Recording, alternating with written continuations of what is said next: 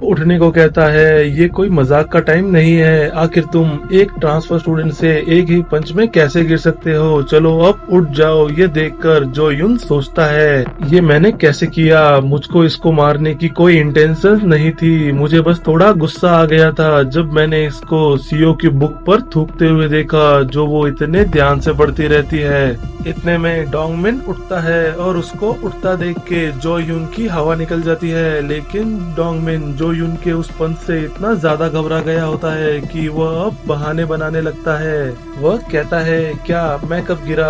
मुझे तो अनीमिया है इसलिए मैं गिर गया। उसका मोटा दोस्त कहता है, तुमको अचानक से अनीमिया कैसे हो गया? और मैंने डेफिनेटली तुमको एक पंच खाते हुए देखा था, तुम्हारे चेहरे पर उसका निशान भी है। डोंगमिन उसको धमकाते हुए बोलता है, जब मैंने कहा कि मुझे कोई पंच नहीं लगा मतलब नहीं लगा। तुझे ये बात समझ में आई कि नहीं? उसका मोटा दोस्त जवाब देता है कि हाँ मैं समझ गया, तुझे कोई भी पंच नहीं लगा। डोंगमिन फिर कहता है, जरा इस बंदे को देख, क्या ये बात कोई सेंस बनाती है कि इसने मुझे पंच मारा और मैं गिर गया? फिर वो पूरी क्लास को भी धमका के जाता है कि अच्छा यही होगा, जो चीजें नहीं हुई है तुम उसकी अफवाह ना फैलाओ। फिर वो अपने मोटे दोस्त को लेकर वहाँ से चला जाता है। उसके जाते ही जो यून चैन की सांस लेता है और पूरी क्लास बात कर रही होती है कि मैंने पक्का डोंगमिन को पंच खाते हुए देखा था। और सीओ उस पल के बारे में सोच रही होती है जब जो युंग ने उसकी बुक को उठाकर उसको वापस दिया था। तब जो यंग और किम तुम हो जो युंग से आके पूछते हैं कि आखिर तुम फाइटिंग में इतने अच्छे कैसे हो? तुम बुसान में क्या करते थे? वो पंच तो बहुत ही कमाल का था, तुम आखिर हो कौन? जो युंग सोचता है, मैं तो खुद भी नहीं जानता मेरा पंच इतना ताकतवर कैसे था। उस वक्त सीओ उनके साइड से बिना कुछ भी कहे चली जाती है। तब सुंग होन कहता है, देखो इस लड़की में कोई भी मैनर्स नहीं है, इसको ये भी नहीं पता, इसको तुम्हें थैंक यू कहना चाहिए। बुली होने से पहले भी ये लड़की अपने मैनर्सलेस बिहेवियर की वजह से बहुत फेमस थी। तब सीओ जवाब देती है कि मैं क्यों थैंक्स कहूँ, मैंने थोड़ी कहा था मेरी मदद करने को। जो यून मन में कहता है, ये तो गुस्से में भी प्यारी लगती है। फिर सीन डोंगबिन और उसके मोटे दोस्त पर शिफ्ट होता है। उसका मोटा दोस्त अब भी उससे उसी पंच के बारे में पूछ रहा था, पर वह अभी भी वही बहाना बनाता है और सोचता है मैं एक नर्ड स्टूडेंट से पंच खाकर फिर वहाँ से डर कर भाग गया, ये कैसे हो सकता है? और वह ये सोचकर परेशान हो रहा था। उसका मोटा दोस्त सोचता है मैंने पक्का इसको पंच खाकर पड़े हुए देखा था, शायद अब ये इतना ताकतवर नहीं रहा, अब तो मैं भी इसको धो सकता हूँ। फिर वो उसको एक पंच मार देता है, लेकिन डोंगमिन को कुछ भी नहीं होता और वो उस मोटे की धुलाई करता है। और जब स्कूल के बाद जो यून अपने घर जा रहा होता है, वह देखता है सीओ भी उसके आगे आगे चल रही थी।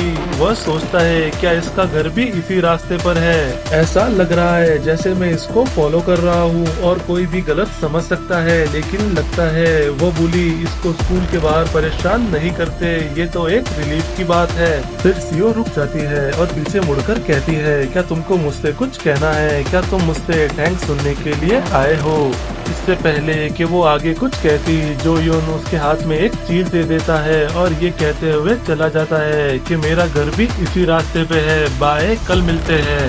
सीओ कहती है ये बहुत अजीब लड़का है और देखती है उसने क्या दिया था। ये वही मेडिसिन थी जो वो इन्फर्मरी से लाया था। फिर हमें एक कैरियोके सेंटर का सीन दिखाया जाता है जहाँ कुछ स्टूडेंट डोंगमिन पर हंस रहे होते हैं और उससे पूछते हैं, हमने सुना है कि तुम्हें एक स्टूडेंट ने बहुत बुरी तरह मारा, क्या ये सच है? डोंगमिन कहता है ये बिल्कुल भी सच नहीं है, ऐसी अफवाह आखिर कौन फैला रहा है? वह स्टूडेंट कहते हैं सिर्फ हमारा स्कूल ही नहीं पूरा एरिया और बाकी के स्कूल के स्टूडेंट भी हमसे आकर पूछ रहे हैं क्या तुमने सही में मार खाई है? डोंगमिन गुस्सा होता है और कहता है कमीनो, मैंने तुमसे कहा ना, ऐसी कोई बात नहीं है। तब एक लड़का जिसने रेड टी शर्ट पहनी होती है कहता है क्या तुम कमीना मुझे कह रहे हो? तब डोंगमिन घबराकर जवाब देता है, नहीं, मैं तो अपने आप को कह रहा था। बाय द वे इस बंदे का नाम सेवन होता है। अब सेवन कहता है डरो मत, मैं तो बस मजाक कर रहा था और पूछता है वह ट्रांसफर स्टूडेंट क्या कोई ट्रबल मेकर है?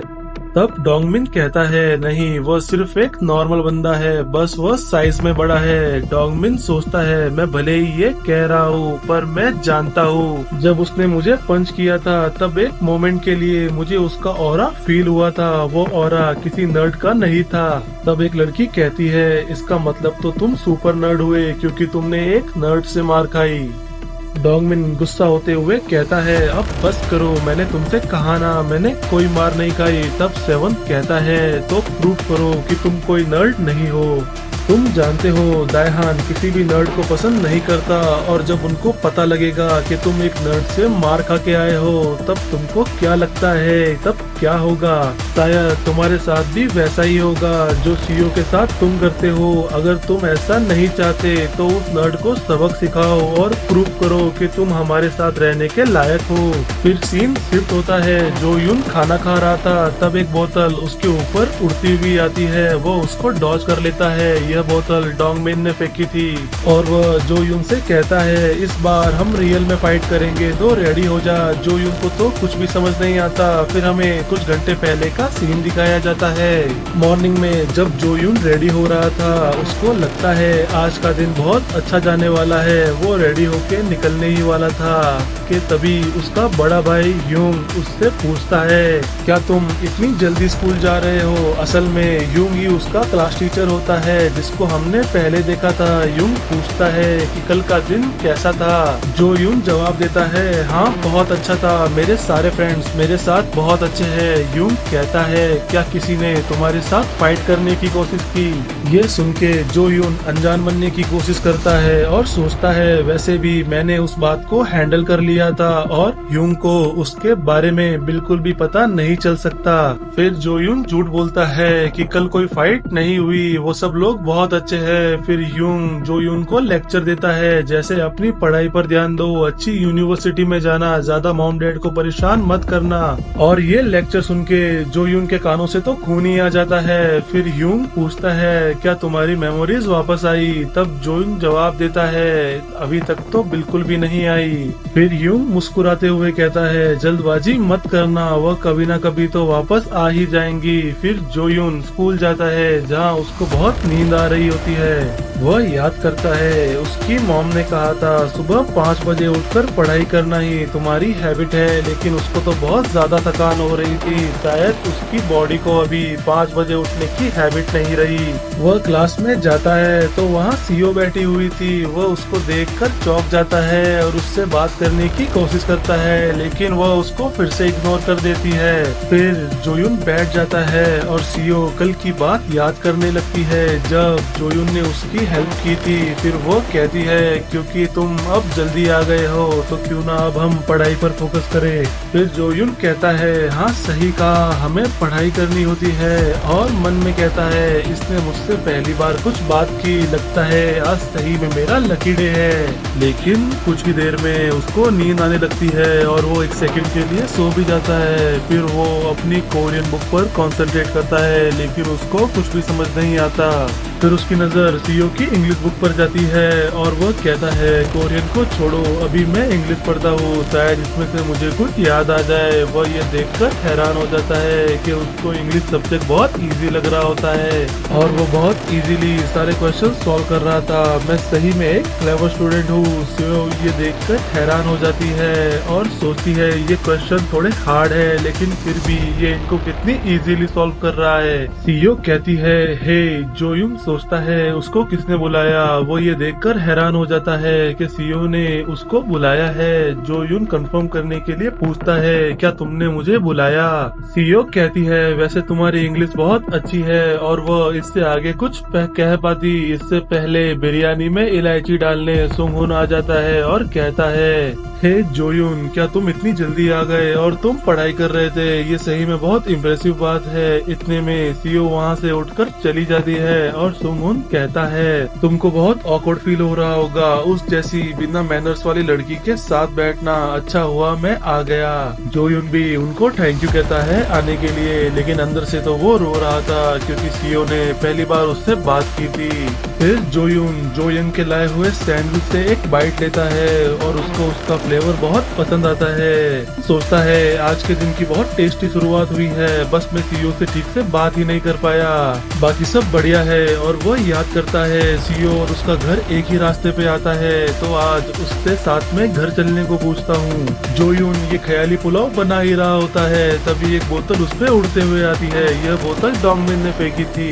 जोयुन उससे बाल बाल बचता है, वह उससे कल की बात का बदला लेने आया होता है। डोंगमिन कहता है तू साले मेरे से फाइट कर।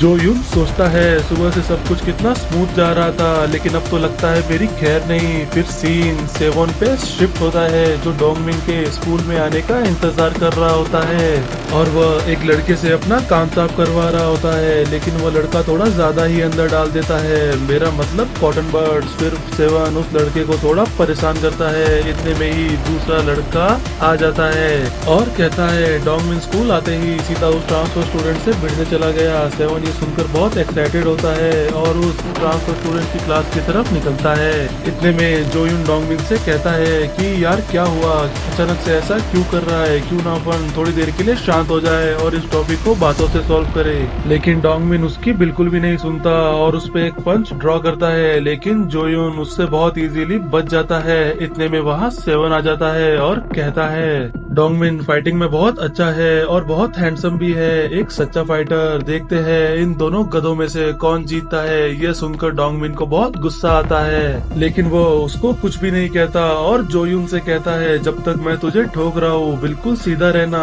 फिर डोंगमिन जोयुन पर एक पंच ड्रॉ करता है, लेकिन जोयुन उस पंच को डॉज कर लेता है और डोंगमिन का पंच लॉकर पे लगता है, जिससे उसको बहुत चोट लगती है। यह देखकर सेवन भी बहुत हंसता है। डोंगमिन जोयुन पर बहुत सारे पंचेस ड्रॉ करता है, लेकिन जोयुन को कुछ भी नहीं होता और वो उन सबको डॉज कर लेता है और सोचता है आखिर ये इतना स्लो क्यों मूव कर रहा है, ऐसे तो कोई बच्चा भी इनसे बच जाएगा। और ये देखकर सेवन भी जोयुन से बहुत इम्प्रेस होता है। जोयुन को सारे पंचेस से बचने के साथ ये भी समझ में आ रहा होता है उनका काउंटर कैसे करना है। इतने में जोयुन दीवार के पास पहुंच जाता है और अब वो और पीछे नहीं जा सकता।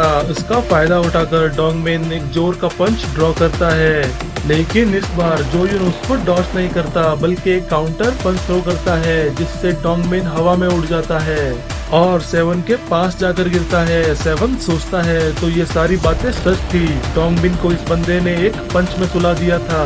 डोंगमिन फ्लोर पर पड़ा हुआ सोच रहा होता है मैं एक ही पंच से 2 बार हार गया, ये बहुत ही शर्म की बात है, अब मैं स्कूल कैसे आऊंगा। और अब मैं और भी श्योर हो चुका हूँ वो बस एक पल के लिए था, लेकिन इस नर्ड का ऑरा बिल्कुल दाईहान जैसा है। तभी सेवन जोयुन पर एक किक थ्रो करता है, लेकिन वो उससे इजीली बच जाता है और सेवन जोयुन की रिएक्शन स्पीड से काफी इम्प्रेस होता है और उसको बाहर सुट्टा फूकने के लिए इनवाइट करता है।